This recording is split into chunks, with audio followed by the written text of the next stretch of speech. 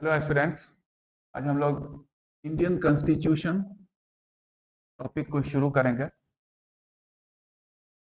तो इसमें सबसे पहले हम लोग ये देखें कि भारत का संविधान लागू हुआ वो 26 जनवरी 1950 से। लेकिन ये जो निर्माण हुआ इसके बैकग्राउंड में, इसके पीछे बहुत सी घटनाएं हुई थी। बहुत सा जो है उसको कह सकते हैं हिस्टोरिकल डेवलपमेंट हुआ, ऐतिहासिक घटनाएं, लीगल डेवलपमेंट हुआ। उन सभी चीजों का परिणाम था यह भारत का संविधान। तो सबसे पहले हम लोग दोनों ही इसके बैकग्राउंड को देखेंगे, हिस्टोरिकल और लीगल। तो सबसे पहला हम लोग देखते हैं हिस्टोरिकल बैकग्राउंड। ये जो संविधान, हिस्टोरिकल बैकग्राउंड देखने से पहले हम लोग डिफाइन करें कि संविधान, भारत में भी संविधान है, तो संविधान है क्या? तो वो ये कि एक नियमों का संग्रह है जो कि निर्धारित करता है कि देश की व्यवस्था कैसे चले, पूरा व्यवस्था चलाने के लिए, और वो नियम के अनुसार के शरण करके ही। और ये जो संविधान इस तरह से स्थापित करता है रूल ऑफ लॉ, कानून का शासन, कंसेप्ट है प्रशासन का, रूल ऑफ लॉ। और जो संविधान जो है इसको सुनिश्चित करता है। ये संविधान लीगल डॉक्यूमेंट है और हर डेमोक्रेटिक, मतलब पार्लियामेंट्री डेमोक्रेटिक जो होता है, प्रजातांत्रिक जो देश है, वहां लगभग आवश्यक होता है। क्योंकि भाई प्रजातांत्रिक देश या परिवेश में रूल ऑफ लॉ होता है, कानून का शासन, कानून सर्वोपरि होता है। और ये कानून जनता की इच्छा से बनाया जाता है। और इस व्यवस्था में जो शासन का, जिनको कार्यभार मिलता है, जो शासक के रूप में नियुक्त होते हैं, वो भी जो है इसी को फॉलो करते हैं। मतलब उनको किन्हीं को एब्सोल्यूट पावर नहीं मिलता है, हर कोई सबऑर्डिनेट है रूल ऑफ लॉ। मतलब जो संविधान में लिखा है उन्हीं उसी को लागू करना है। व्यक्ति सब बराबर है जो यहाँ पे कहता है, और वो व्यक्ति सिर्फ एक साधन मात्र होता है। जो शासन है, जो पद धारक किया, वो एक साधन है, लेकिन शासन तो होता है संविधान का ही। और यही है इस प्रजातंत्र में, संविधान का शासन। और लोग बदलते रहते हैं, जनता चुनता रहता है, लेकिन शासन संविधान का ही रहता है। तो यह है, किसी को एब्सोल्यूट पावर नहीं, हर किसी को अधिकार समान, हर कोई अपने कार्य का संपादन नियमानुसार ही करे। तो यही है संविधान। संविधान जैसे हम लोग बोले डेमोक्रेटिक सेटअप में एक आवश्यकता ही है, बहुत जरूरी चीज होता है डॉक्यूमेंट। तो ये जो है जनता की इच्छाओं के अनुरूप बनता है, जनता के इच्छा के अनुरूप। तो थोड़ा पृष्ठभूमि देखें तो जनता के इच्छा के अनुरूप, तो जैसे संविधान भारत में भी जो बना है कि जनता की इच्छा के अनुरूप, मतलब ये जनता की इच्छा इस तरह से हुआ कि जनता के द्वारा चुने गए प्रतिनिधि द्वारा बनाया गया है, जो कि था संविधान सभा। संविधान सभा ने बनाया। तो इसी संदर्भ में थोड़ा हम लोग देखते हैं, थोड़ा हिस्टोरिकल उसका बैकग्राउंड। वो ये कि जैसे ये संविधान जनता की इच्छा, क्योंकि भारत में जैसे जिसको कहते हैं रूल ऑफ लॉ, उसकी शुरुआत तो हुई थी ब्रिटिश शासनकाल में ही। रेगुलेटिंग एक्ट जो आया था, इसके बारे में भी हम लोग देखेंगे, रेगुलेटिंग एक्ट जो शुरू किया। लेकिन इसमें जनता की इच्छा कहीं नहीं था। और हमेशा जब स्वतंत्रता संग्राम आगे बढ़ा, तो जो शुरू में मॉडरेट फेस थे, बाद में फिर गांधीयन एरा आया, तो मतलब वहां पर क्या हुआ कि बोला कि भारतीयों को चाहिए अपना शासन जो चल रहा है, रूल ऑफ लॉ हो, लेकिन उनकी इच्छा अनुसार हो। उनको मिलना चाहिए राइट टू सेल्फ डिटर्मिनेशन, इसको कहते हैं। स्वराज वगैरह की तो मांग कर ही रहे थे, उसके लिए नियम वगैरह बोले थे, लेकिन बाद में बोला कि नहीं, हमको अधिकार दिया जाए। राइट टू सेल्फ डिटर्मिनेशन मतलब कि उनके भारतीयों के सहमति या इच्छा अनुसार का नियम बने, और उस नियम के अनुसार नियम जो है बने, और उसके अनुसार शासन चले। ये भी मांग रहा था।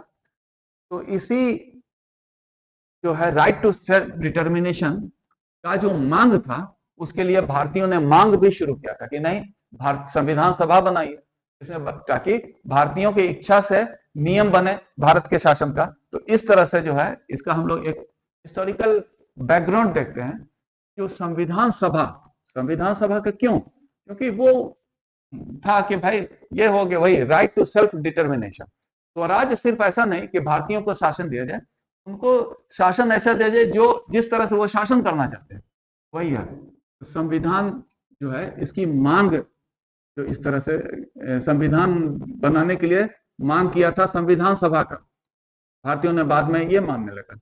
संविधान सभा का जो मांग हुआ, सर्वप्रथम जो ऐतिहासिक घटना जो फैक्ट्स है, एक भारतीय राष्ट्रवादी जो क्रांतिकारी दल थे एम.एन. रॉय ने किया था, ये तो हिस्टोरिकल फैक्ट्स है 1934 में, कि संविधान सभा बनना चाहिए ताकि उसमें भारतीयों की इच्छा का समावेश किया जा सके, वो बनाएगा तो। और फिर एम.एन. रॉय तो कांग्रेस के नहीं थे, बाद में इंडियन नेशनल कांग्रेस तो था, उसने भी 1935 में संविधान सभा बनाने की मांग की थी कि दिया जाए। और फिर फैक्ट्स जो इस तरह संविधान सभा के बारे में है कि ब्रिटिश भी थ्योरेटिकली या कह सकते हैं इन प्रिंसिपल इसको स्वीकार किया था जब उसने दिया था अगस्त ऑफर जो था 20 अगस्त 1940 को। इसके पीछे का पृष्ठभूमि यह है अगस्त ऑफर का हिस्टोरिकल, के जो सेकेंड वर्ल्ड वॉर जब शुरू हुआ था, तो सेकेंड वर्ल्ड वॉर में ब्रिटिश इंग्लैंड जब शामिल हो गया, पोलैंड के विरुद्ध फिर शुरू हो गया, तो जब इंग्लैंड शामिल हुआ तो यहाँ के जो वायसराय थे लिनलिथगो, उन्होंने भी भारत को युद्ध में शामिल कर लिया था। और उस समय जो गवर्नमेंट ऑफ इंडिया एक्ट 1935 के तहत भारत केंद्रीय विधान पालिका, प्रांतीय विधान पालिका में भारतीयों की सरकार भी बनी थी प्रांतीय में, तो उन लोगों ने विरोध किया था। उन लोगों ने बोला बिना कंसल्टेशन के किया था। हालांकि कुछ गांधी जी को वार रिपोर्ट में सहानुभूति था क्योंकि वो एक प्रजातंत्र विरोधी शक्तियों से लड़ रहा था। तो यहाँ पर उन लोगों ने मांग रखा कि भारतीय का सहयोग नहीं मिलेगा, इंडियन नेशनल कांग्रेस ने बोला, क्योंकि भारतीय से बिना सहमति लिए बिना किया गया है, लेकिन कॉज उसका सही है ब्रिटिश का वार रिपोर्ट का, इसलिए भारतीय सहयोग देगा यदि भारत को स्वतंत्रता दे दिया जाए।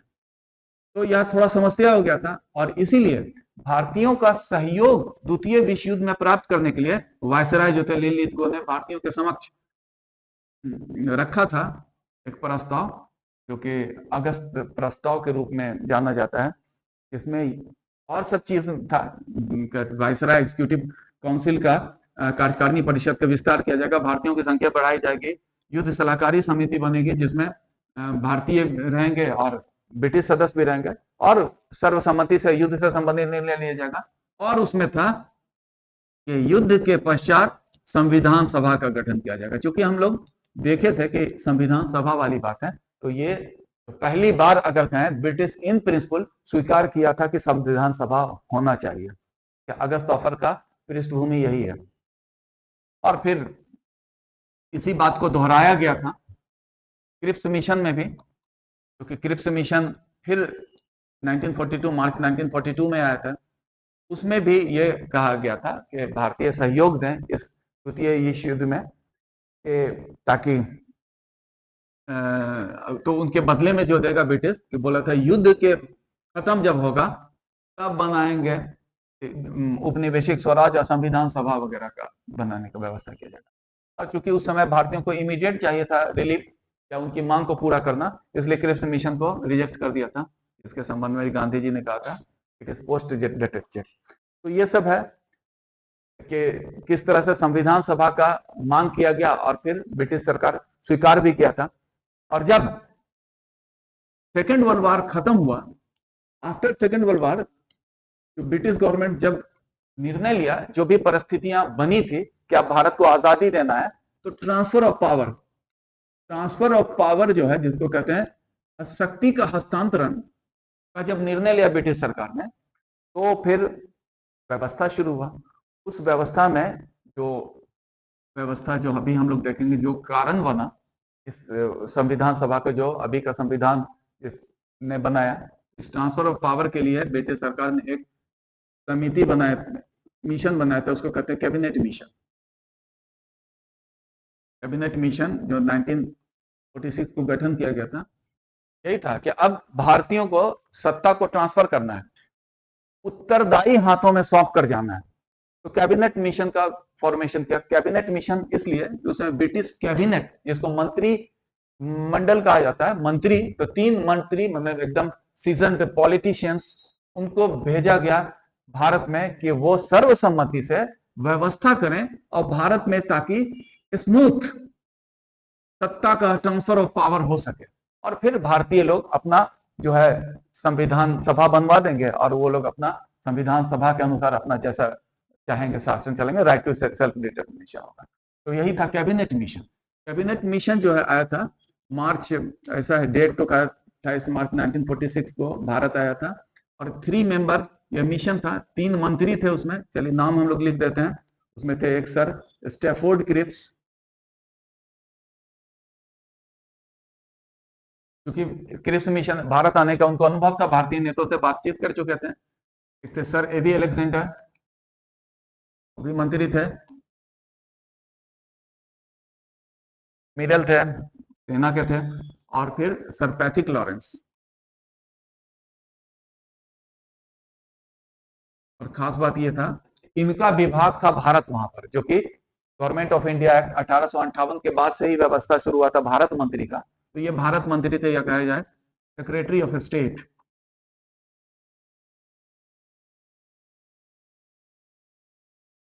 और ये ऐतिहासिक घटना की ये लोग आए, रेंज था कि एकदम स्मूथ ट्रांसफर ऑफ पावर जो है ट्रांजिशन हो, मतलब। तो यहाँ पर आकर जो जितने भी मेजर पॉलिटिकल पार्टीज थे उनसे संपर्क किया, लेकिन जो मेन जो था यहाँ पर मुस्लिम लीग और इंडियन नेशनल कांग्रेस, उन दोनों के बीच में अलग अलग उन लोग का अप्रोच था, तो एक मत का अभाव रहा। लेकिन ये तो मिशन मोड में आए, इनको काम करके जाना था। ब्रिटिश अब भारत में रहने के मूड में नहीं था कहा जाए, तो इसलिए वो जब इन लोग में समझौता या एक मत नहीं हुआ, तो क्रिप्स मिशन ने अपना एक तरफा जो कंसल्टेशन करने के बाद, परिस्थितियों का जायजा लेने के बाद जिस निष्कर्ष पर पहुंचे, तो क्रिप्स मिशन ने अपना रिपोर्ट कर दिया था। वो था 16 मई 1946 को, इंडिपेंडेंटली, क्योंकि वो पहले चाहते थे सर्वसम्मति से बने, लेकिन सर्वसम्मति नहीं बना, दे दिया। इस रिपोर्ट में जो खास बात था, इसकी विशेषता देखें, इसमें 2 चीज था। एक, अंतरिम सरकार कैसे बने, इंटरिम गवर्नमेंट, इसको कहा गया अंतरिम सरकार। अंतरिम सरकार वो कि जिसको वो अभी अपना शासन सौंप कर जाता तुरंत। और फिर बोला कि था इसमें कि कंस्टिट्यूएंट असेंबली, दूसरा प्रोविजन था, संविधान सभा का कैसे गठन होगा उसके संबंध में प्रावधान था। संविधान सभा का गठन ये था कि किस तरह से संविधान सभा बताएगा, जो अभी शासन सौंप दिया जाएगा, फिर संविधान सभा जो भारतीय के प्रतिनिधियों का होगा, वही जो राइट टू सेल्फ डिटर्मिनेशन का प्रिंसिपल है उसके अनुसार होगा। उसके अनुसार फिर जो नियम आएगा वो लोग अपना डिसाइड करेंगे, शासन करेंगे।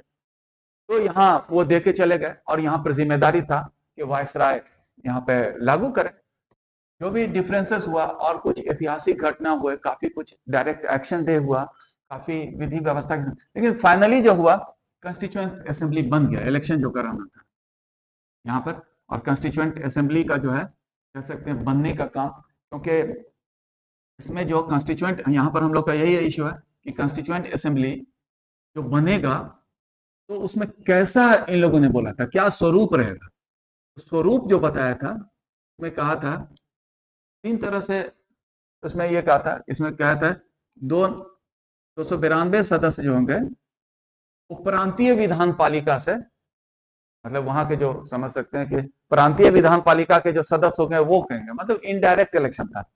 तो प्रोविंशियल लेजिस्लेटिव काउंसिल जो है उसके सदस्य द्वारा जो है निर्वाचित किया जाएंगे, चुने जाएंगे। और फिर उसमें यह कहा गया था 93 सदस्य जो होंगे प्रिंसले, देसी रियासत, प्रिंसले स्टेट जिसको कहा जाता था, उसके द्वारा मनोनीत किया जाएगा, ये इलेक्टेड नहीं होंगे, मनोनीत। और माने विद कंसल्टेशन ब्रिटिश सरकार, प्रिंसली स्टेट के जो रूलर होते हैं उससे जो कंसल्टेशन के बाद, और था 4 जो था कमिश्नरी क्षेत्र, इस पर सीधा कमिश्नरी क्षेत्र भी था उस समय, तो उससे जो है मनोनीत ही किए जाएंगे, ऐसा था, यही इसका व्यवस्था था। और इस व्यवस्था के तहत जो यहाँ के जो वायसराय थे उनको का गठन करवाना था, और गठन का कार्य पूरा हुआ, उसका फॉर्मेशन हुआ 6 दिसंबर 1946 को, संविधान सभा का गठन हुआ। और फिर इसके बाद का जो है तो पहली बैठक संविधान सभा बन गया,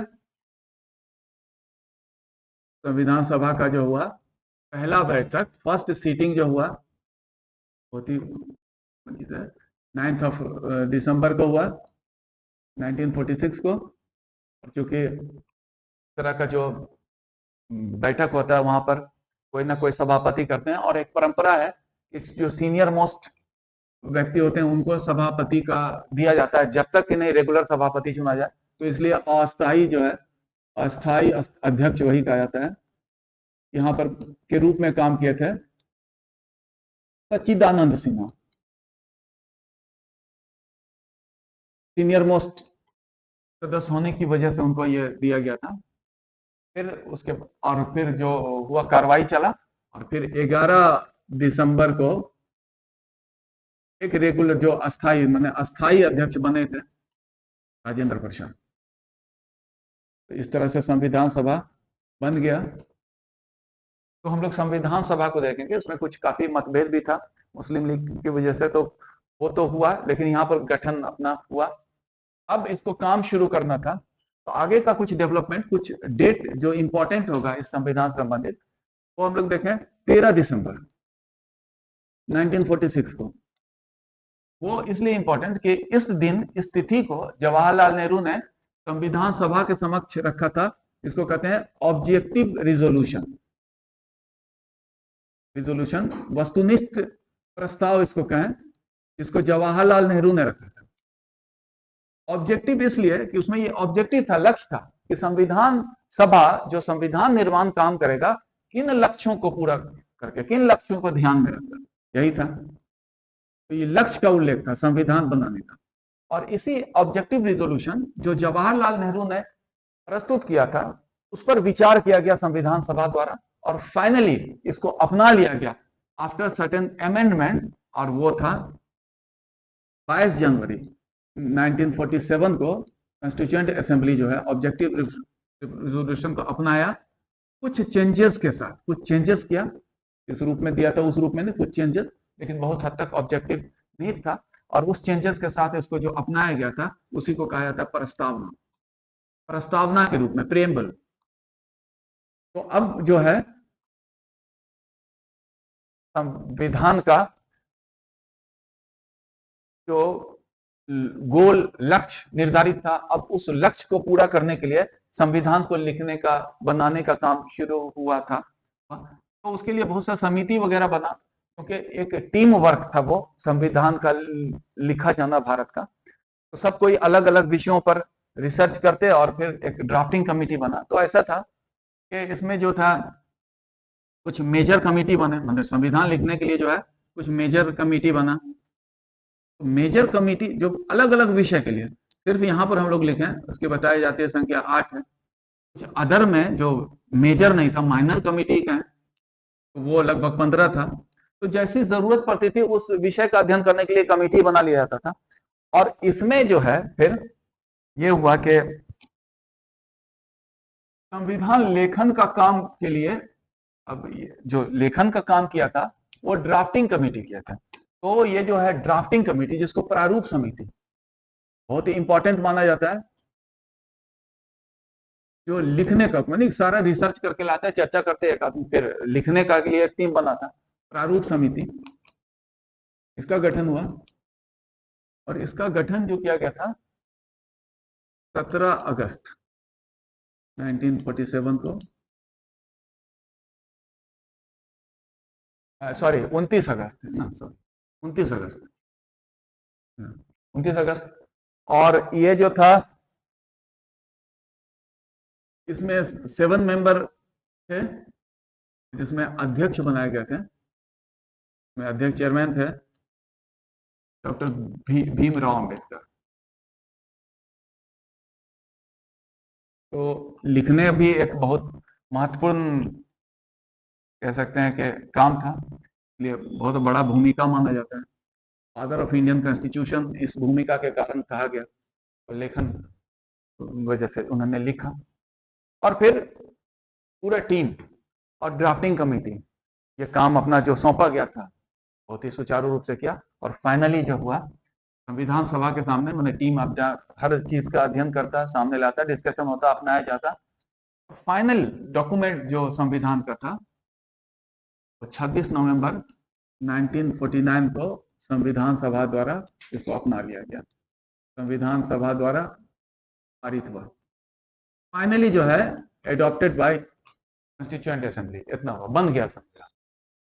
तो इतना काम जो शुरू हुआ था, तो ये रहा पृष्ठभूमि इसका। लेकिन इसको संविधान को लागू किया गया, हम लोग कहें वो 26 जनवरी 1950 को। और इसका वजह इतने दिनों तक इंतजार इसलिए किया गया कि 26 जनवरी का भारतीय इतिहास में बहुत ही महत्व है, इसलिए कि जब स्वतंत्रता संग्राम चल रहा था और जब लाहौर अधिवेशन में पूर्ण स्वराज जो लक्ष्य निर्धारित किया गया, जो कि स्वतंत्रता है, जो उस वक्त अध्यक्ष के कांग्रेस के लाहौर अधिवेशन में जवाहरलाल नेहरू, अब कांग्रेस का लक्ष्य पूर्ण स्वराज हो गया, तो पूर्ण स्वराज के लिए क्या क्या किया जाना है। तो ये तय हुआ कि पहला तो एक आंदोलन चलाया जाएगा, जो कि बाद में सविनय अवज्ञा आंदोलन का, और फिर इसी लक्ष्य के लिए पूरे भारत में 26 जनवरी 1930 को पूर्ण स्वराज दिवस के रूप में मनाया। और उस दिन पूरे भारत में लोगों ने, भारतीयों ने तिरंगा फहराया था, पूर्ण स्वराज दिवस मनाया था, और उसको कहा जाता है पहला स्वतंत्रता दिवस। तो इसका जो इंपॉर्टेंस रहा, हिस्टोरिकल इंपॉर्टेंस है, वो हिस्टोरिकल इंपॉर्टेंस हमेशा रहे, भारत हर कोई हमेशा याद करे। इसलिए ये जो था, क्योंकि भारत तो आजाद 15 अगस्त 1947 को हुआ था, तो फिर ये डे कहा जाता, तो इस दिन संविधान लागू करने वाला दिन हुआ, तो हम लोग गणतंत्र दिवस के रूप में हमेशा याद रखते हैं। और ये याद रखें, इसीलिए ऐसा जो है किया गया। हालांकि कुछ प्रावधान जो है 26 नवंबर से ही लागू किया गया था। कुछ प्रावधान जैसे बहुत सारे, जैसे कुछ प्रावधान जैसे नागरिकता हुआ, कहा जाता है नागरिकता, उसके बाद अंतरिम संसद का था, फिर निर्वाचन, अंतरिम व्यवस्था जो थी, ट्रांजिशन फेज था, अंतरिम व्यवस्था, ये सब कुछ रहा था। लेकिन ज्यादातर जो है 26 जनवरी से लागू, यही है अंतरिम व्यवस्था। हम लोग इस तरह से कहें कि संविधान है, संविधान लागू हुआ तो संविधान में तो संसद भी था। तो ऐसा था कि जबकि संविधान में कॉन्स्टिट्यूशनल जो भी इंस्टीट्यूशंस होता है वो हमेशा रहता है, कभी खत्म नहीं होगा। तो संविधान में जो था कि संसद का था, तो संसद को निर्वाचन तो 51-52 में हुआ, तो उतना दिन संविधान लागू नहीं रहा। तो ऐसा बात नहीं, संविधान के प्रावधान लागू रहे। जैसे उस समय जो है निर्वाचन भले नहीं हुआ, लेकिन संसद के लिए अंतरिम संसद की व्यवस्था कर दी गई, इसको कहते हैं इंटरिम पार्लियामेंट। संविधान प्रावधान के अनुसार जो अधिकार थे वो उसको दिया गया, इंटरिम पार्लियामेंट को। इंटरिम पार्लियामेंट के रूप में काम किया था वही संविधान सभा, कॉन्स्टिट्यूएंट असेंबली, मतलब जो नियम बनाता और उस नियम को लागू करता प्रशासन। तो इसमें एक चीज था कि संविधान सभा अंतरिम संसद के रूप में ही काम किया था। तो एक बार जब संविधान सभा के रूप में काम करता था तो उसका अलग एक उसका होता था सैंक्टिटी, या उसका यह कार्यकलाप, और एक होता था अंतरिम संसद। तो इसमें अंतर रहे कि संसद में नियम बनाने वाला, यहां तो था संविधान बनाने वाला। तो जहां पर जब अध्यक्षता करते थे संविधान सभा का जब अध्यक्ष करते थे तो डॉक्टर राजेंद्र प्रसाद करते थे। वही संविधान सभा जब अंतरिम संसद के रूप में काम करता था तो उसके अध्यक्षता करते थे जीवी मावलंकर। और जीवी मावलंकर का तो ये रहा कि जब रेगुलर इलेक्शन पूरा हुआ था तो जो लोकसभा फिर से जो हुआ तो उसके भी पहले अध्यक्ष वही बने थे, लेकिन अंतरिम संसद के भी अध्यक्ष जो वही बने थे, जीवी मानकर। तो इस तरह से हम लोग देखें कि संविधान लागू हुआ और संविधान की विशेषताओं को चर्चा करना है, प्रावधानों को देखना है जो इंपॉर्टेंट हम लोग के लिए रेलिवेंट है। लेकिन उससे पहले एक चीज और हम लोग देखें, जैसे अभी हम लोग देखे थे 26 जनवरी 1950 को भारत का संविधान लागू हुआ, तो उसके पीछे कुछ ऐतिहासिक घटना था जो हम लोग वो देखे, कैबिनेट मिशन प्लान वगैरह। इसके पीछे कुछ विधिक घटनाएं भी हुई थी, विधिक घटना जिसको हम लोग जो जो ये विधिक घटनाएं जो थी, इसका प्रभाव रहा कि ये संविधान बनने में, संविधान का निर्माण में। तो इसको कहते हैं लीगल डेवलपमेंट या कॉन्स्टिट्यूशनल डेवलपमेंट, विधिक साइड जो हुआ, जो भारत में विधिक जो हुआ, जो प्रक्रिया जो इससे पहले हुई थी, तो वो संवैधानिक विकास इसको कहते हैं।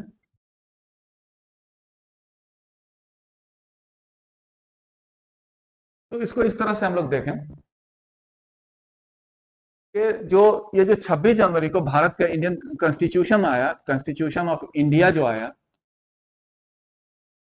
तो मतलब है एक ग्रेजुअल डेवलपमेंट का प्रोसेस था। क्योंकि ये बात दिखता है कि कॉन्स्टिट्यूशन, भारत का संविधान से पहले जो ब्रिटिश शासन काल में बने थे कानून, गवर्नमेंट ऑफ इंडिया एक्ट 1935, उसके लगभग अधिकांश प्रावधानों को इसमें अपना लिया गया है। तो कह सकते हैं इसका तो प्रभाव पड़ा गवर्नमेंट ऑफ इंडिया एक्ट का। और सबसे ज्यादा अगर कहा जाता है किसी कानून का प्रभाव पड़ा भारत के संविधान निर्माण में, तो वो था गवर्नमेंट ऑफ इंडिया एक्ट 1935। और गवर्नमेंट ऑफ इंडिया 1935 किससे प्रभावित था? इससे पहले बनने वाला गवर्नमेंट ऑफ इंडिया एक्ट 1919 से, उसमें सुधार था। उसमें सुधार के लिए साइमन आयोग का जो रिपोर्ट आया था, तो ये सारा उससे ये था। फिर इससे पहले का government of India act, Indian council act था 1909 का, जिसको मोडले मिंटो सुधार कहते हैं। तो ये एक दूसरे को प्रभावित कर रहा है, which finally culminated in creation of constitution of India. तो हम लोग ट्रेस करेंगे कि ब्रिटिश शासन काल में बनने वाला वो नियम, क्योंकि हर नियम एक दूसरे को प्रभावित किया, तो इसमें जो है वो नियम कि हम लोग एक पहले देखे थे, लोड किए हैं, उसमें कॉन्स्टिट्यूशनल डेवलपमेंट और सारे नियमों का चर्चा की है। तो यहाँ पर सिर्फ नियम को हम लोग लिखेंगे, कॉन्स्टिट्यूशनल डेवलपमेंट, जो कि शुरू होता है, इसमें देखते हैं हम लोग रेगुलेटिंग एक्ट के साथ। क्योंकि जो है इसमें हुआ क्या, संविधान से पहले जो बनने वाले कानून प्रशासन से संबंधित था। तो ये जो बिगिनिंग हुआ, जैसे कह सकते हैं नियम का शासन जो हुआ था, जब से शुरू हुआ, क्योंकि संविधान भी नियम का शासन सुनिश्चित करता है, लेकिन क्या है, राइट टू सेल्फ डिटर्मिनेशन में जनता के इच्छा के अनुसार बनाया गया है। पहले ब्रिटिश संसद में बनता था नियम। नियम शासन का शुरुआत जो हुआ था ब्रिटिश पीरियड में ही हुआ था, ड्यूरिंग ब्रिटिश रूल में हुआ था नियम का शासन की शुरुआत। और भारत के प्रशासन के लिए जो सबसे पहला नियम जो बना था वो ब्रिटिश शासन में ही बना था, वो था रेगुलेटिंग एक्ट, रेगुलेटिंग एक्ट 1773 ईस्वी में। और हर एक दूसरे में सुधार होता रहा। अगर हम लोग इस तरह से देखें, जो संविधान को प्रभावित किया, इसके प्रावधानों को तो हम लोग देखेंगे ही, लेकिन देखिए रेगुलेटिंग एक्ट फिर बना, नियम के शुरुआत हुआ, इसमें फिर सुधार हुआ तो बना पिट्स इंडिया एक्ट। ऐसा है पिट्स इंडिया एक्ट 1784।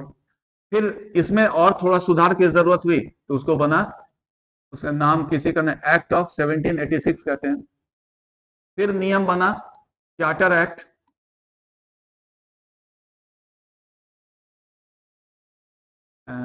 1793। फिर चार्टर एक्ट 1813। ये सब पहले सब थोड़ा थोड़ा थोड़ा थोड़ा सब में परिवर्तन होता रहा। फिर बना चार्टर एक्ट 1833। नेक्स्ट है चार्टर एक्ट 1853। अगला बना government of India act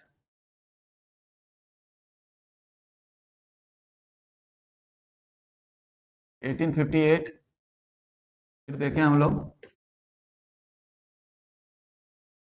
Indian council act, Bharat परिषद अधिनियम कहते हैं, इंडियन काउंसिल एक्ट 1861। फिर इंडियन काउंसिल एक्ट, भारत परिषद अधिनियम 1892, फिर Indian council act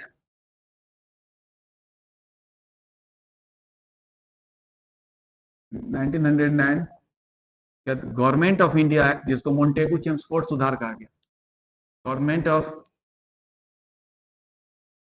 India act 1919, और फिर गवर्नमेंट ऑफ इंडिया एक्ट 1935। ये भारत के प्रशासन के संबंध में बनने वाला अंतिम कानून था ब्रिटिश संसद में, और ये पहला कानून था, ये फर्स्ट एंड ये लास्ट। ये सब जो है उस वक्त भारत में चूंकि सॉवरेंटी नहीं थी, तो भारत के प्रशासन के लिए ब्रिटिश संसद में कानून बना था। ये सब कुछ नियम है।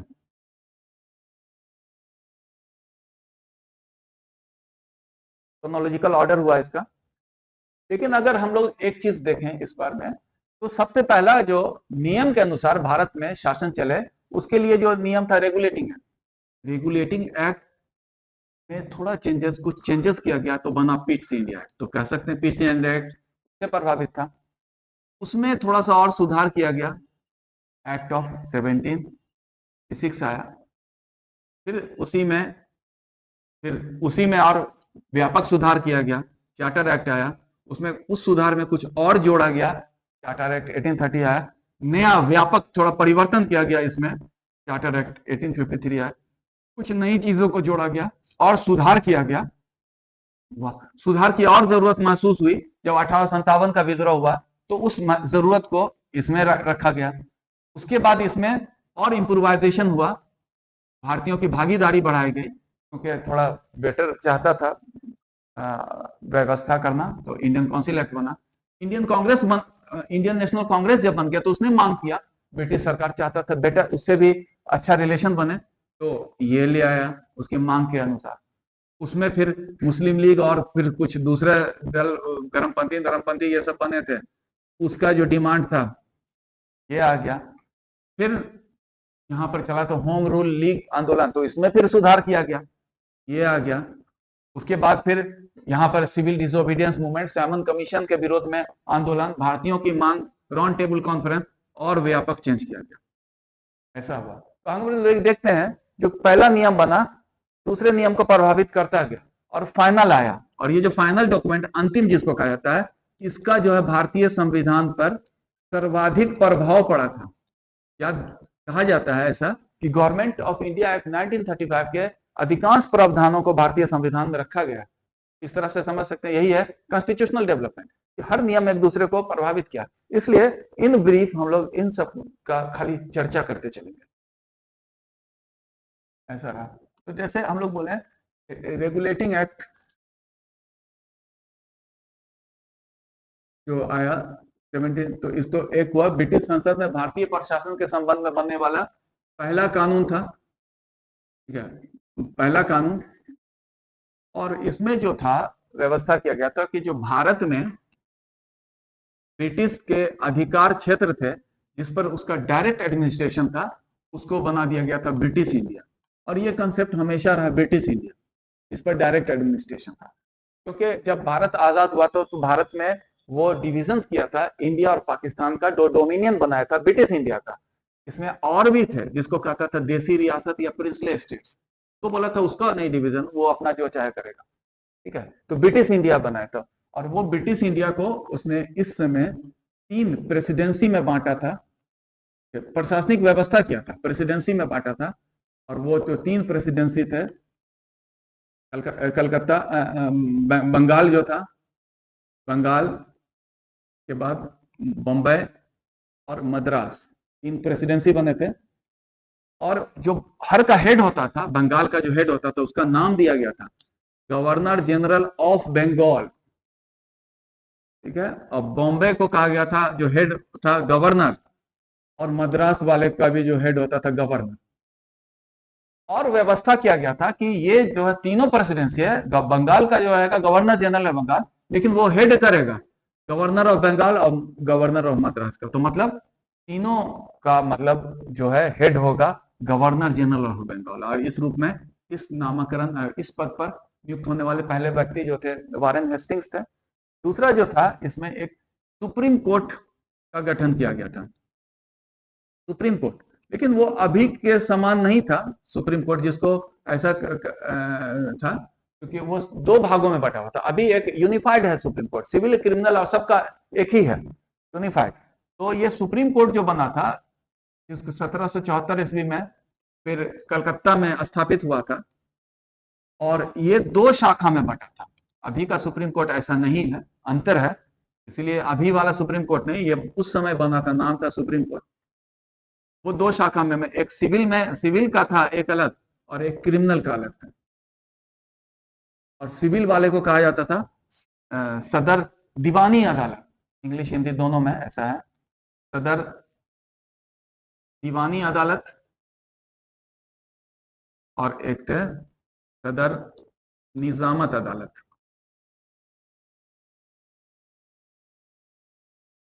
ठीक था।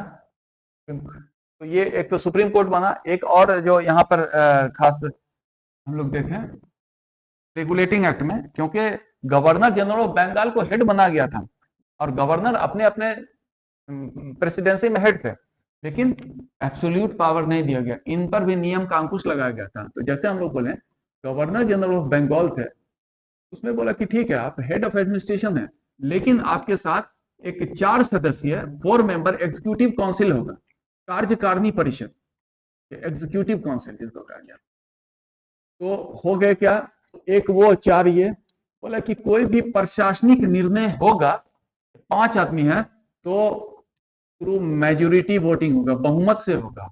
मतलब ये जो था, गवर्नर जनरल को एब्सोल्यूट पावर नहीं दिया गया था, उसको बहुमत से करना था। तो यही हुआ, उस पर भी अंकुश लगा देगा। तो ये सब कुछ व्यवस्था थी रेगुलेटिंग एक्ट का, जो पहली बार एक कानून का शासन को स्थापित किया था। फिर हम लोग देखते हैं इसमें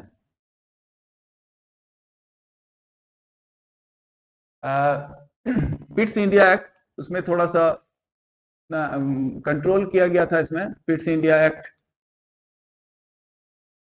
17, इसमें यही था कि उसका ईस्ट इंडिया कंपनी जो भारत में शासन स्थापित किया था, उसके 2 फंक्शन को अलग किया गया था। एक जो था उसका कॉमर्शियल फंक्शन और ट्रेडिंग वगैरह करता था, एक पॉलिटिकल फंक्शन शासन का। तो पॉलिटिकल फंक्शन को जो है, दोनों फंक्शन को अलग बाइफर्केशन हुआ था फंक्शन में, कॉमर्शियल एंड पॉलिटिकल फंक्शन में। पॉलिटिकल फंक्शन को लेकर जो इंग्लैंड में बनाया गया था कोड ऑफ कंट्रोल,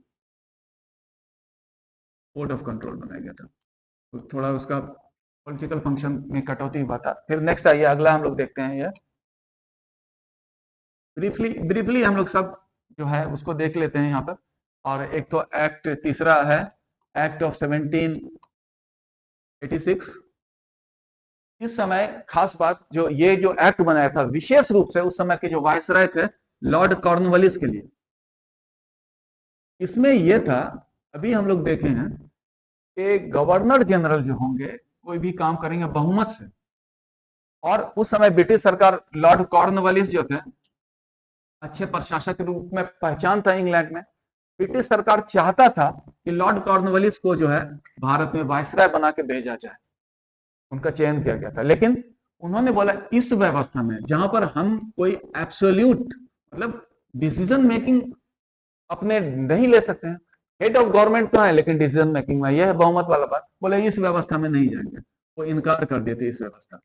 इसीलिए विशेष रूप से लॉर्ड कॉर्नवालिस को कहा गया ठीक है आपके लिए नियम बनाया जाता है। ये नियम उसके लिए बोला गया कि था ये जो 1-4 कोई वैल्यू नहीं रहेगा, मतलब governor general can override decision of its executive council, मतलब उसी का रहेगा। गवर्नर जनरल जो है ऑफ बंगाल को जो है वो वर्चस्वता दी गई, उनका डिसीजन ही सर्वा रहेगा। ये सिर्फ लॉर्ड कॉर्नवालिस के लिए किया गया था, सिर्फ माने उस व्यवस्था में परिवर्तन किया गया। हालांकि बाद में एक चीज हम लोग वहां नहीं देखे, पिट्स इंडिया एक्ट में इसको 3 सदस्य कर दिया गया था, थोड़ा प्रभाव कम किया गया था, 1 सदस्य कम किया गया था 4 से, लेकिन फिर भी वही बहुमत वाली बात तो थी। यहाँ बोला कि नहीं अब बहुमत वाला खत्म, जो आप कहिएगा फाइनल डिसीजन होगा अगर करना। तो तब आए थे लॉर्ड कॉर्नवालिस इतना। और लॉर्ड कॉर्नवालिस अच्छे प्रशासक थे और अपना वर्थ वो साबित किए अंग्रेजों के जो सोच के भेजा था। तो बोला कि तो अच्छा शासन किया, इसलिए बोला कि चलिए आगे भी जो आएगा उसके लिए कर दिया गया, जनरल कर दिया गया ये चीज। और इसी जनरल करने के लिए किया गया था चार्टर एक्ट। क्या सब एक दूसरे को प्रभावित कर रहा है। चार्टर एक्ट 1893, ये व्यवस्था जो है, ये व्यवस्था जो लॉर्ड कॉर्नवालिस के लिए क्या था, बोला कि अब जो आएंगे सभी के लिए क्या किया, गवर्नर पर भी वही कर दिया, क्योंकि गवर्नर में भी कार्यकारिणी परिषद होता था। फॉर ये व्यवस्था जो है फॉर ऑल कर दिया गया। कौन वाला? गवर्नर जनरल या गवर्नर का वर्चस्व था उसके कार्यकारिणी परिषद पर। यह किया गया था चार्टर एक्ट 1893 पे, क्योंकि प्रशासनिक स्तर पर उसके अच्छे परिणाम मिले होंगे ब्रिटिश सरकार को, इसलिए ऐसा किया। उसके बाद अगला जो है चार्टर एक्ट, जो इसमें खास बात हुआ चार्टर एक्ट 1813, इसमें जो विशेष रूप से हम लोग यहाँ चर्चा करना चाहेंगे, एक तो था इसमें क्रिश्चियन मिशनरी को अनुमति दिया गया था नियम से, ईसाई मिशनरी को वो दिया गया अनुमति कि वो भारत में जाकर ईसाई धर्म का प्रसार कर सकते हैं, ईसाई धर्म का प्रसार एवं प्रचार कर सकते हैं। और दूसरा जो था कि ईस्ट इंडिया कंपनी हिस्टोरिकली आप देखिएगा जिसका गठन 1600 ईस्वी में लंदन में हुआ था, तो वहां की जो महारानी थी एलिजाबेथ ने के पास अनुमति दिया था भारत में व्यापार करे, और भारत में एकाधिकार दिया गया था। हालांकि शुरू में 15 साल का एकाधिकार दिया गया था जब बना था। तो इस नियम द्वारा एकाधिकार कहने का मतलब है कि इंग्लैंड से अब कोई दूसरा कंपनी व्यापार करने की अनुमति नहीं दी जाएगी भारत में। इंग्लैंड से, दूसरे देश के तो आते ही रहते, फ्रेंच आई है, सब सब, तो इंग्लैंड से तो बोला कि अब एकाधिकार खत्म किया जाता है, इंग्लैंड से दूसरा कंपनी भी आ सकता है। हालांकि कोई आया नहीं, लेकिन एकाधिकार खत्म किया, ये अपने आप में है। तो एकाधिकार किसका खत्म किया गया? एकाधिकार समाप्त किया गया ईस्ट इंडिया कंपनी का, किसके साथ? भारत व्यापार का, ठीक है, भारत से में व्यापार का। तो कोई दूसरा भी कंपनी आ सकता है, लेकिन उसमें एक अपवाद रखा गया था, कि बोला कि ये ईस्ट इंडिया कंपनी वाले ही खाली जो है करेंगे चाय का व्यापार करेंगे, चाय का व्यापार जो है ईस्ट एशियन कंट्रीज के साथ करेंगे। अपवाद है चाय का व्यापार जो है विद ईस्ट एशियन कंट्रीज, पूर्वी एशियाई देश से, बोला उसमें एक अधिकार रहेगा। तो चलिए ये था। उसके बाद आया चार्टर एक्ट 1833। इसमें जो खास बात कि नामकरण चेंज, नोमेनक्लेचर बदल गया, क्योंकि पहले भारत का प्रशासनिक हेड होता था गवर्नर जनरल ऑफ बंगाल, अब गवर्नर जनरल ऑफ इंडिया कहने जाता, इस नामकरण। और इस नामकरण के साथ गवर्नर जनरल बनने वाले पहले व्यक्ति थे लॉर्ड विलियम बेंटिक।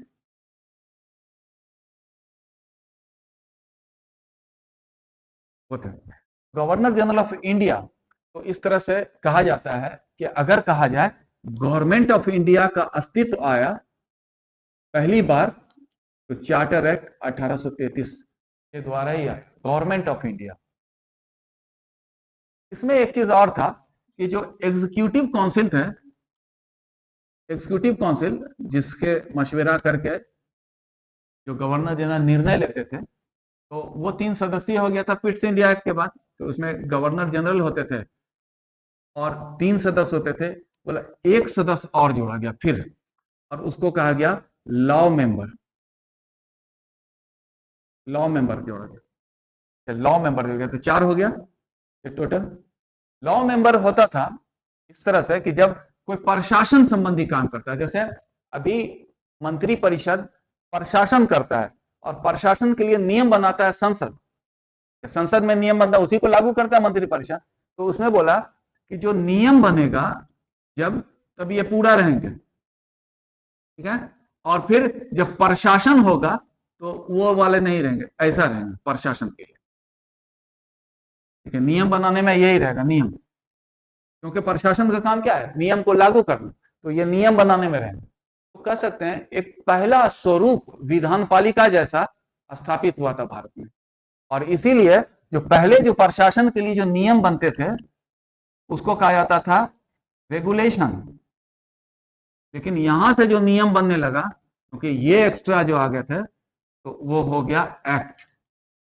1833 से जो प्रशासन के लिए जो नियम बनने लगा, अब यहां पर लॉ मेंबर जोड़ने के बाद तो तब से एक्ट करने लगा।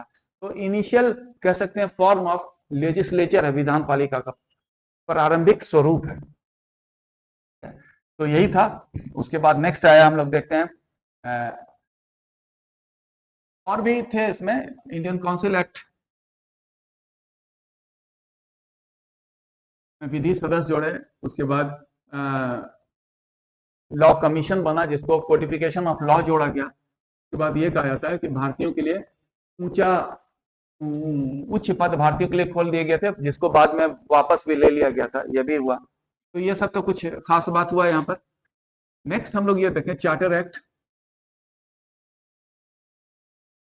1853।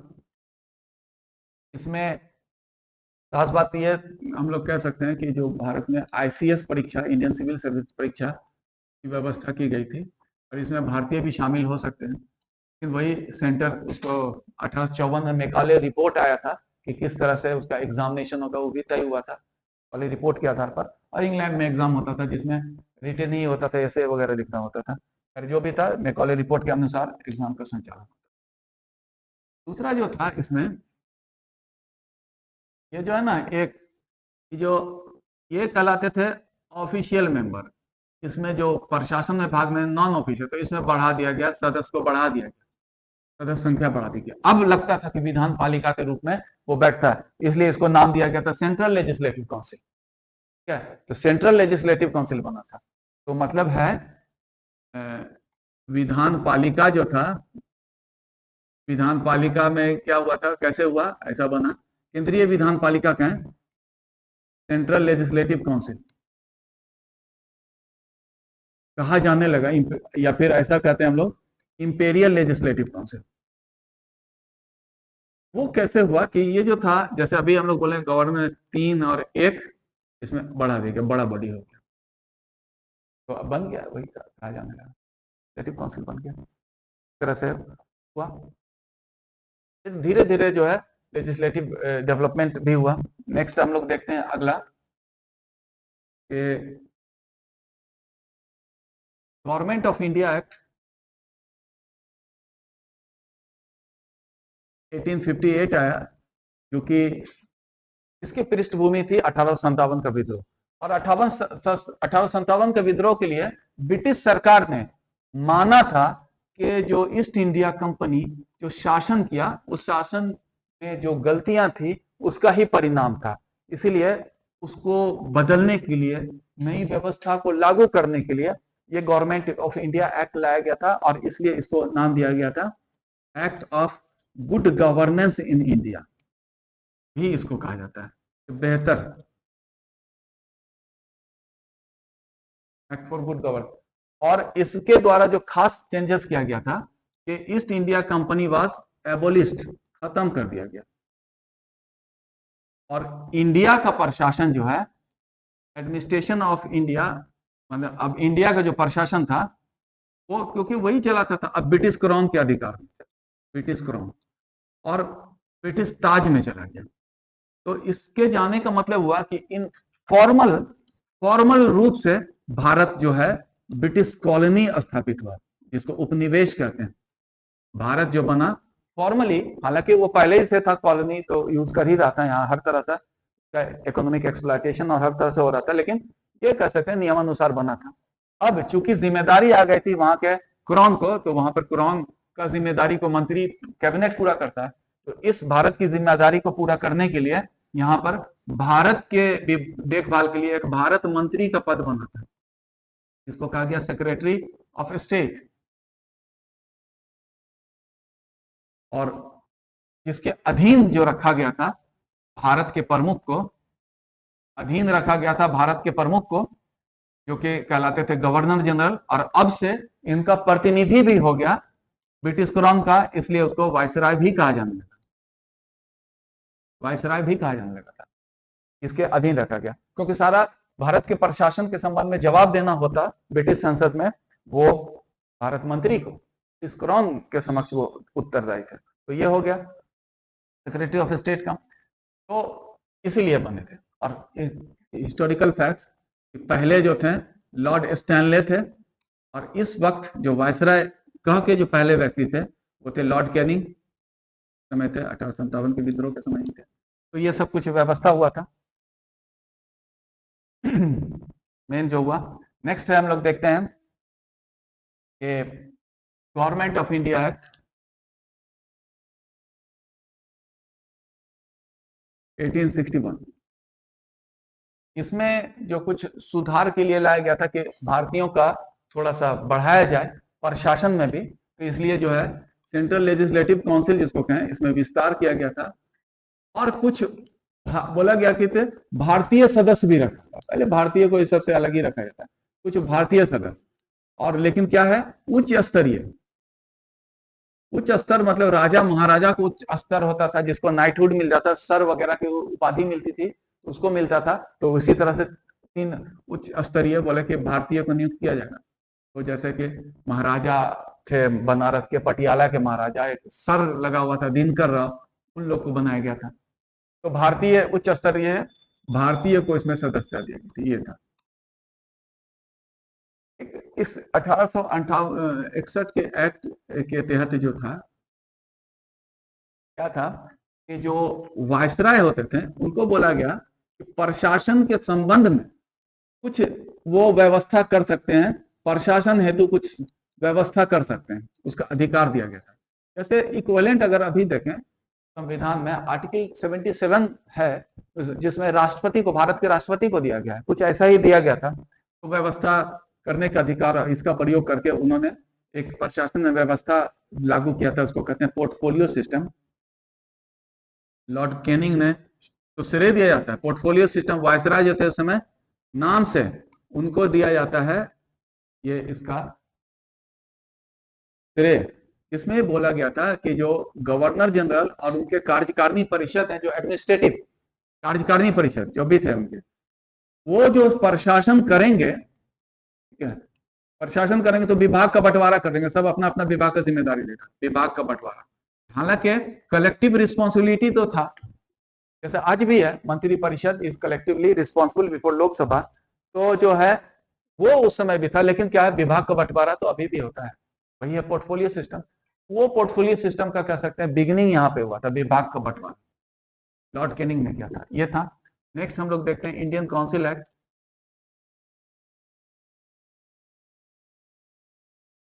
1892। इस समय जो इसका पृष्ठभूमि ये है, इस समय इंडियन नेशनल कांग्रेस का गठन हो चुका था, जो 1885 ईस्वी में हुआ था बॉम्बे में, और उसने मांग किया था।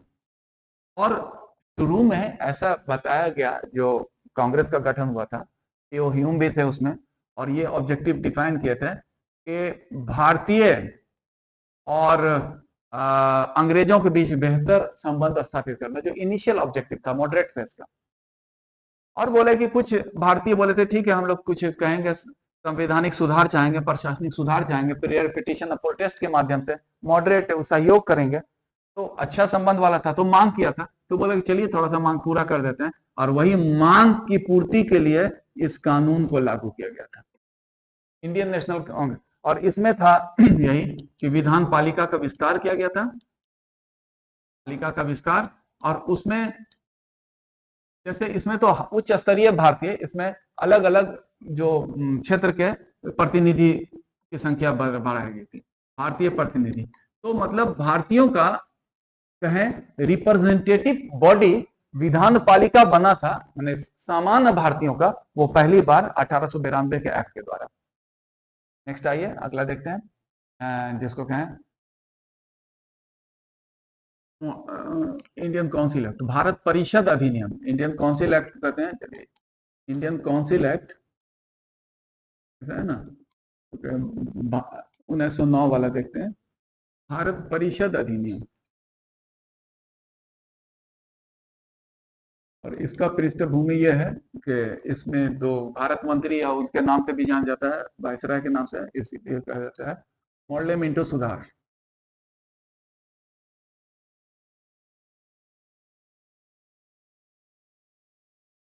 और इसमें किसको रखा गया था कि मॉडरेट वाले के मांग को कुछ हद तक पूरा किया गया था। मुस्लिम लीग जो थे की मांग को पूरा किया था, क्योंकि एक पक्ष के मॉडरेट एक्सट्रीमिस्ट ग्रुप बन गए थे, एक पक्ष की मांग को करके डिवाइड एंड रूल था। मुस्लिम लीग था, उसकी मांग को, कम्युनल ऑर्गेनाइजेशन था, उसकी मांग को पूरा करके डिवाइड को और बढ़ावा देने का था। तो कम्युनल जो था उस चीज को बढ़ाने का नियम था। इसमें क्या किया गया था, विधान पालिका का विस्तार किया गया। विधान पालिका जो था तो छोटा था, उसको बड़ा किया गया।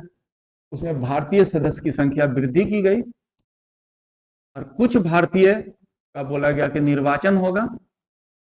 और उसमें निर्वाचन में किया गया, मुस्लिम के लिए अलग मत पत्र, सेपरेट इलेक्टोरेट किया गया, अलग मत पत्र, तो उसको सेपरेट इलेक्टोरेट की व्यवस्था की गई थी। इसी को कहा जाता है सांप्रदायिक मत पत्र भी, सांप्रदायिक मत पत्र या कम्युनल इलेक्टोरेट कहा जाता है। तो माना जाता है ये उसका नीति था, डिवाइड एंड रूल पॉलिसी का, जिसको वो आगे बढ़ाया था इसके द्वारा, मौलिक मीटर सुधार के द्वारा। तो ये हुआ उसका। फिर नेक्स्ट आते हैं हम लोग अब government of India act. Next जो हुआ, अगला हम लोग देखते हैं government of India act. Bharat सरकार अधिनियम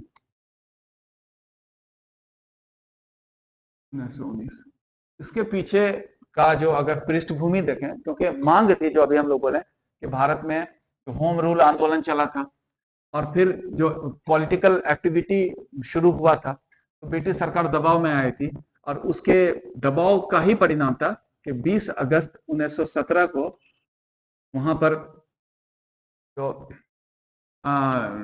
भारत मंत्री थे मोंटेगू, उन्होंने घोषणा किया था, मोंटेगू डिक्लेरेशन कहते हैं, भारत मंत्री होता है उसको कहते हैं मोंटेगू घोषणा।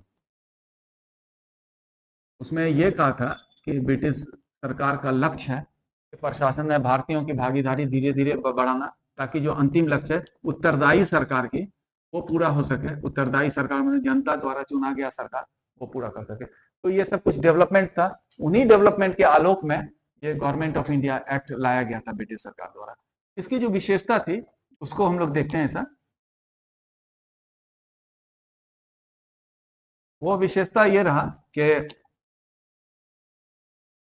प्रशासन का विषय जो था कि किस तरह से जो प्रशासन का विषय जो अभी होता है ना, केंद्र की सूची, राज्य की सूची, समवर्ती सूची, तो इसलिए इसको दो भाग में बांटा। एक सेंट्रल लिस्ट में केंद्र की सूची और एक प्रांत में बांटा था, प्रोविंशियल लिस्ट में। ठीक है, तो प्रांतीय सूची इसको कहते हैं, प्रांतीय सूची। और जो सेंट्रल लिस्ट था उस पर नियम बनाने का अधिकार तो दिया गया था वायसराय, एग्जीक्यूटिव काउंसिल की सहायता से वही प्रशासन भी करता है। और जबकि प्रांतीय सूची में जो रखा गया था विषय को, उसको दो भाग में बांटा गया था। एक को कहा गया आरक्षित, रिजर्व, दूसरे को हस्तांतरित, ट्रांसफर्ड। तो जो आरक्षित विषय थे इस पर नियम बनाने का अधिकार दिया गया था गवर्नर, वो कंसर्न प्रोविंस को गवर्नर को दिया गया था with the help of his executive कार्यकारिणी परिषद। और ट्रांसफर सब्जेक्ट पर नियम बनाने के लिए प्रांतीय विधान पालिका, प्रोविंशियल लेजिस्लेटिव काउंसिल का गठन करता था, जिसके सदस्य का निर्वाचन किया जाना था। इसमें प्रत्यक्ष निर्वाचन, तो ये हुआ प्रत्यक्ष निर्वाचन। प्रत्यक्ष निर्वाचन होता है जहां वही होता है उत्तरदायी सरकार, तो वो उत्तरदायी सरकार बनाया था, प्रत्यक्ष निर्वाचन की व्यवस्था की थी। और उसी के द्वारा तो मतलब इसमें क्या किया कि निर्वाचन वो बनाते, ट्रांसफर्ड विषय पर नियम। तो प्रांत स्तर पर क्या था, प्रशासन कैसा होता, कुछ ये जो हुआ उत्तरदायी सरकार बना था कि जनता के चुने गए प्रतिनिधियों द्वारा शासन। तो कुछ ये होता था उत्तरदायी सरकार, विधान पालिका द्वारा होता था, और कुछ जो है गवर्नर द्वारा विषय नियम बनाया जाता था। लागू तो प्रशासन ही करता था, प्रशासन के लिए भी दो तरफ से आता था आदेश। तो इसी को कहा गया द्वैध शासन की व्यवस्था। द्वैध शासन क्या यार की, ये था मॉन्टेगू चेम्सफोर्ड सुधार या 1919 का एक्ट। नेक्स्ट आते हैं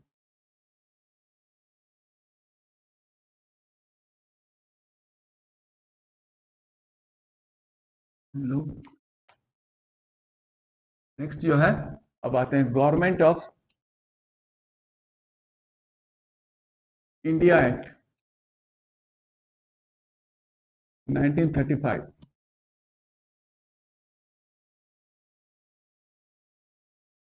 तो इसका जो है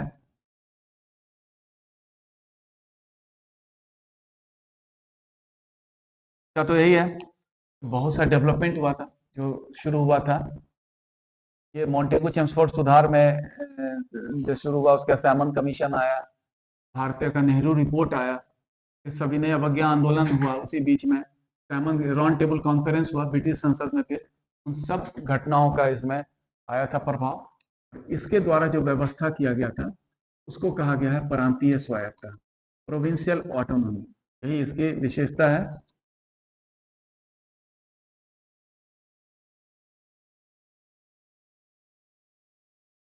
प्रोविंशियल ऑटोनॉमी, प्रोविंशियल ऑटोनॉमी जो रहा, क्या था इसके द्वारा व्यवस्था, तो वही प्रशासन का जो विषय है, सब्जेक्ट ऑफ एडमिनिस्ट्रेशन, फिर उसके समान दो भाग में बांटा गया था जैसा था, सेंट्रल और प्रोविंशियल।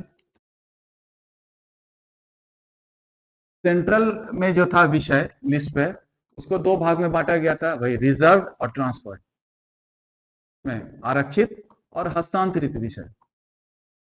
जो आरक्षित विषय थे उस पर नियम बनाने का अधिकार दिया गया था वायसराय को, और इस पर ट्रांसफर्ड विषय पर नियम बनाने के लिए गया था सेंट्रल लेजिस्लेटिव काउंसिल, केंद्रीय विधान पालिका, क्योंकि दो सदनीय होता और जिसका गठन जो होता निर्वाचन द्वारा करने का प्रावधान। और प्रांतीय विधान पालिका में प्रांत में प्रांतीय विधान पालिका के गठन का प्रावधान, गवर्नर का अधिकार खत्म कर दिया और इसी को पूरा अधिकार दिया गया जो कि प्रत्यक्ष निर्वाचन से होता है।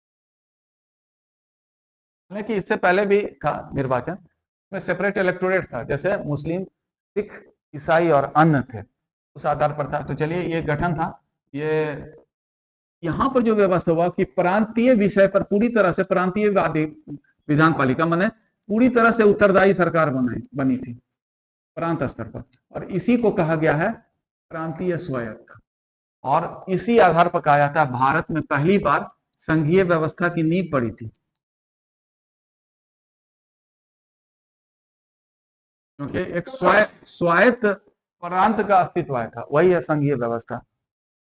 और ये हुआ क्योंकि जब जहां संघ होता है तो मतभेद को दूर करने के लिए संघीय न्यायालय भी होता है, तो इसलिए संघीय न्यायालय भी बना जाता है इसमें, और उसको कहा जाता है फेडरल कोर्ट, जिसका इसी कानून के तहत बना था, लेकिन 1937 में ये दिल्ली में बना था। और कहेंगे वर्तमान का जो सुप्रीम कोर्ट है वो संघीय न्यायालय है।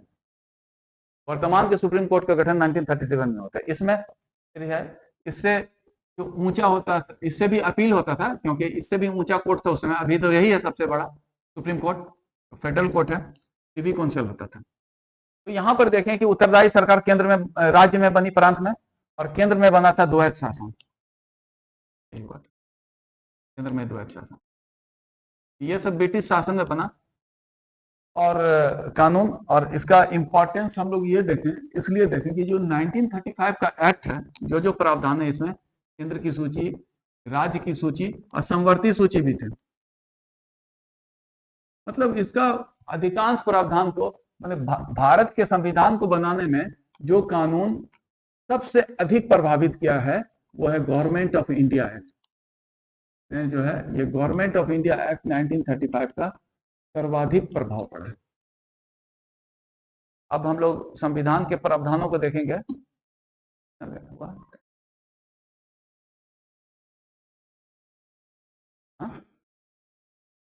ना, अभी रहने देते हैं ना, चलिए आगे कीजिए। ये जो है आगे हम लोग करें, ठीक है, देखिए देखिए रहने दीजिए।